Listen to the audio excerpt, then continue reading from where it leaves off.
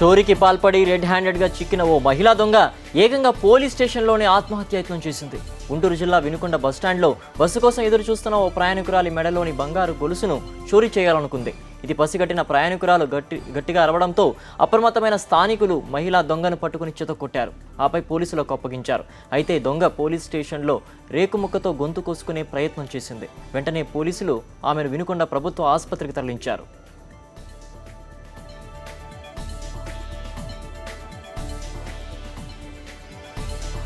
ఈ ఘటనకు సంబంధించి పూర్తి వివరాలు మా గుంటూరు ప్రతినిధి రవీందర్ అందిస్తారు. రవీందర్, చెప్పండి, మహిళా పరిస్థితి ఎలా ఉంది, అలాగే పోలీసులు దీనిపై ఏమంటున్నారు?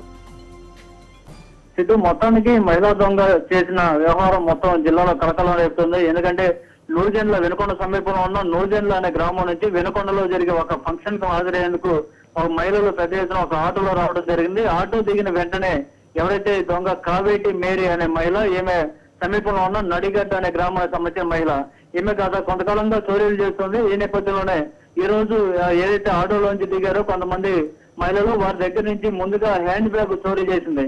ఆ తర్వాత మెడలోకి చేయబోనిచ్చి అక్కడ గొలుసును కూడా లాగేసుకొని పరారైతుంది. ఆ సమయంలో ఎవరైతే బాధితులు ఉన్నారో ఆమె కేకలు పెట్టడంతో స్థానికులు కొంతమంది యువకులు బైక్ మీద వెంటాడి మేరీని పట్టుకున్నారు. తర్వాత ఆమెను తీసుకొచ్చి స్థానికంగా ఉన్న ఒక స్తంభాన్ని కట్టేసి కొట్టారు. ఆ తర్వాత పోలీసులు కూడా అప్పగించారు. అయితే మేరీ మాత్రం తాను దొంగతనం చేయలేదంటూ బుకాయించే ప్రయత్నం చేసింది. అయినప్పటికీ పోలీసులు స్టేషన్ లో తీసుకెళ్లి కూర్చోబెట్టిన తర్వాత అక్కడే తన చేతికున్న గాజుని పగలగొట్టి ఆ గాజు మొక్కతో గొంతు కోసుకుంది.